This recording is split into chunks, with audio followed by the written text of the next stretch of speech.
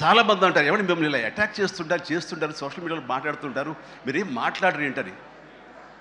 నాకు నేను చేసినటువంటి మంచి కార్యక్రమాలు, నేను పొందినటువంటి ప్రేమ, అభిమానం, ఇదే నాకు రక్షణ కవచం.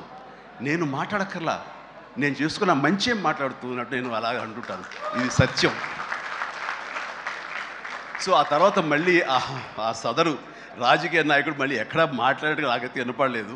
అంటే వాళ్ళకు కూడా మనసు ఉంటుంది కదా, వాళ్ళకి ఒక అంతరాత్మ ఉంటుంది కదా, వాళ్ళకి తెలుసు. ఇంటికి వెళ్ళేసరికి ఆయన అంతరాత్మ చెప్పబోయిన ఇంట్లో వైఫ్ అని చెప్పుద్ది, ఏంటి చెప్పు నోరు అని. సో ఇలా ఉంటుందన్నట్టు వాళ్ళ ఇది.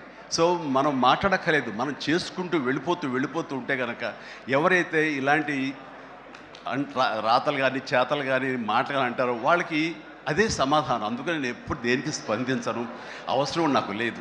మంచి చేసుకెళ్ళిపోవటమే, ఇలా మంచి చేసేటువంటి మాలాంటి తమ్ముళ్ళకి నేను సహాయంగా నేను ఉండటమే తప్ప ఇంకోటేం కాదు.